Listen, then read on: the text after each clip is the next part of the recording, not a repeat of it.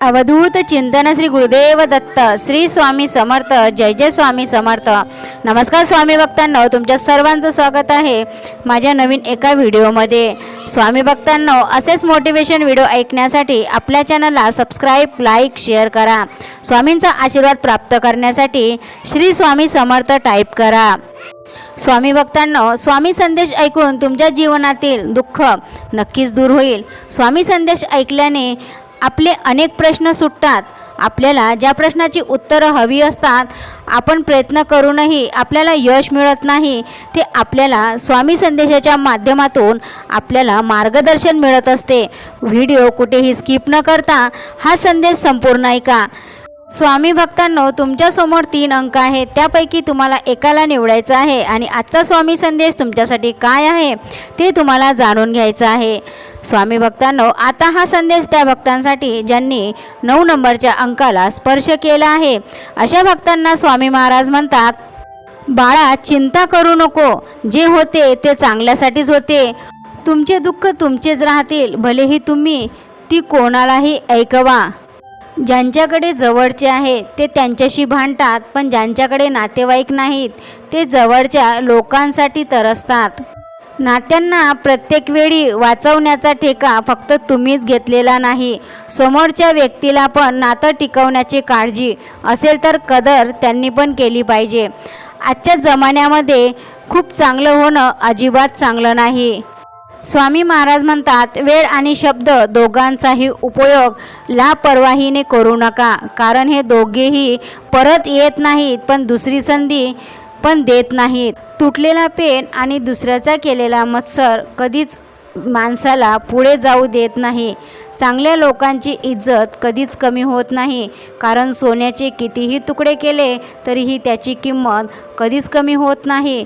कोणतीही परिस्थिती येऊ द्या, पद्धतीने ती हँडल करण्याची तुमच्यात ताकद असेल तर तुमचं कोणीही काहीही बिघडू शकत नाही। मग परिस्थिती कितीही कठीण आली तरीही त्या परिस्थितीतून बाहेर कसं पडायचं हे जर तुम्ही शिकलात तर कितीही संकट आलं तर ते तुमचं काहीच करू शकत नाही। माणसाची जिद्दच आहे जी त्याला घडवते आणि त्याला बिघडवते पण। वाईट वेळसुद्धा आपल्याला काहीतरी नवीन शिकवून जाते, काहीतरी आपल्याला मार्गदर्शन करून जाते। आपले आणि परके कोण याच्यातील ओळख आपल्याला करून जाते। बुद्धिमान माणूस कधीही बुद्धिमान असल्याचा दावा करत नाही, तसेच एक मूर्ख व्यक्ती कधीच मान्य करत नाही तो मूर्ख आहे। देवाला नेहमी हीच प्रार्थना करावी की सुख दिलं तर फक्त एवढंच दे की अहंकार येऊ देऊ नको, आणि दुःख दिले तर एवढं दे की तुझ्यावरचा भरोसा तुटू देऊ नको। आता हा संदेश त्या भक्तांसाठी ज्यांनी 10 नंबरच्या अंकाला स्पर्श केला आहे। स्वामी म्हणतात, कोणाचे रूप बदलते तर कोणाची नियत बदलते, पण देवाने हात पकडला तर तुमचे नशीबच बदलते।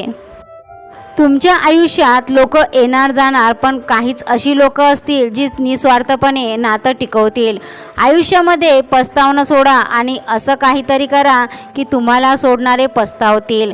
आयुष्यामध्ये काही लोक जवळ येतील तर काही दूर जातील, पण खूप कमी लोक अशी असतील जे स्वार्थाशिवाय तुमच्याबरोबर नातं निभवतील।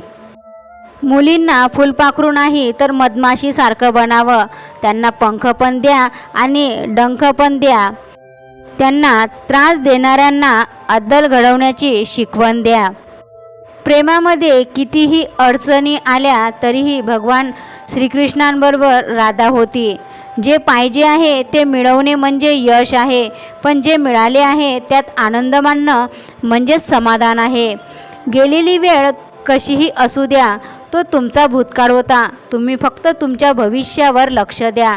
जेव्हा माणूस जिवंत असतो त्यावेळी त्याने आपल्या मनातील गोष्टी कोणाला सांगितल्या तर समजून घेणारा कोणीही नसतो, आणि जेव्हा माणूस मृत्यू पावतो तेव्हा लोक बोलतात, त्याने त्याची समस्या मला सांगितली असती तर मी काहीतरी त्याला मदत केली असती। कोणत्याही व्यक्तीने दिलेला धोका तर आपण विसरून जातो, पण त्या माणसाला कधीही विसरू शकत नाही ज्याने आपल्याला धोका दिला आहे। हे एक वाक्य कडू आहे पण सत्य आहे की आजच्या जगामध्ये लोक पैसा पाहून नातं जोडतात, सहमत असाल तर होय म्हणून टाईप करा. चॅनलला सबस्क्राईब, लाईक, शेअर करा. आता हा संदेश त्या भक्तांसाठी ज्यांनी 7 नंबरच्या अंकाला स्पर्श केला आहे. अशा भक्तांना स्वामी महाराज म्हणतात, अभिमान नसला पाहिजे की मला कोणाचीही गरज पडणार नाही आणि या भ्रमात पण राहिलं नाही पाहिजे की माझी सगळ्यांनाच गरज पडणार आहे.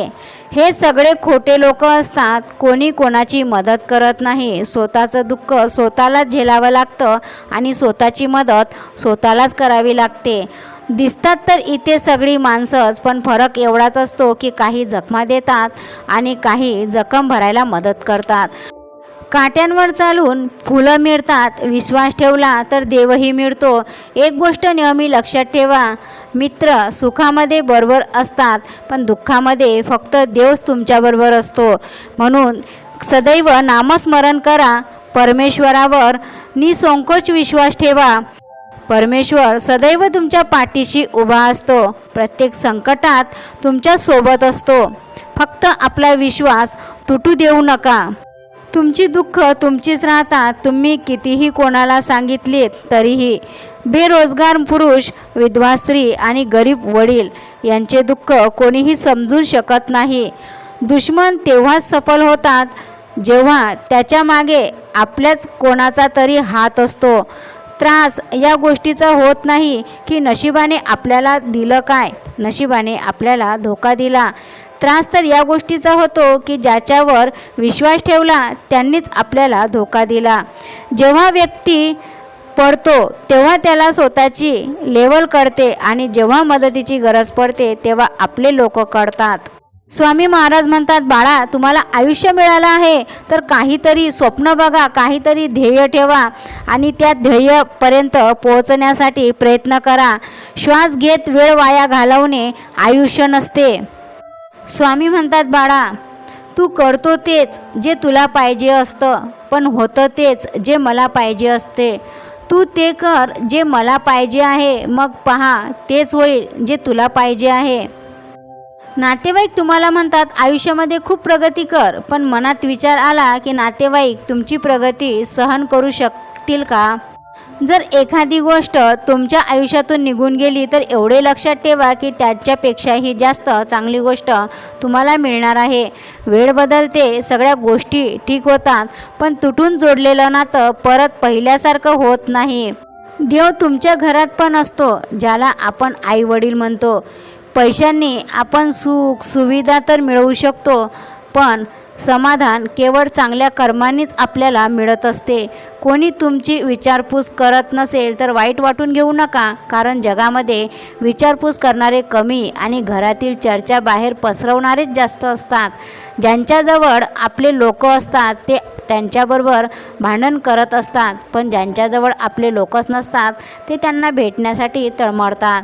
कधीकधी हेच समजत नाही की चांगल्या माणसांबरोबर नशीब नेहमी वाईट खेळ का खेळतो. वेगवेगळ्या ठिकाणी प्रयत्न करण्यापेक्षा चांगले हे आहे की एकाच ध्येयावर मनापासून मेहनत करून आणि काम करून पहा. तुम्हाला सफलता, यश नक्कीच मिळेल. पाडणारे लोक जर आपल्याच जवळचे असतील तर उभं राहायला खूप वेळ लागतो. काही लोक आपलं मन रोजच तोडतात, पण तरीही त्यांच्याबरोबर बोलून मनाला आनंद होतो. कुणाची कदर करायची असेल तर तो जिवंत असताना करा. मृत्यूनंतर तर परके लोक पण रडून जातात.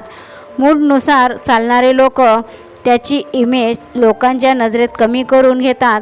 त्यामुळे नेहमी मूड खराब असेल तर शांत राहा. कोणतीही व्यक्ती शांत तेव्हा बसते जेव्हा त्याच्या मनामध्ये खूप गोंधळ चाललेला असतो. श्री स्वामी समर्थ. जय जय स्वामी समर्थ. असेच मोटिवेशन व्हिडिओ ऐकण्यासाठी आपल्या चॅनलला सबस्क्राईब, लाईक, शेअर करा आणि कमेंटमध्ये श्री स्वामी समर्थ टाईप करा. स्वामींच्या आशीर्वादाने तुमच्या सर्वांच्या सर्व चांगल्या इच्छा नक्कीच पूर्ण होतील. तर भेटूया अशाच नवीन मोटिवेशन व्हिडिओसोबत. व्हिडिओ संपूर्ण ऐकल्याबद्दल खूप खूप धन्यवाद.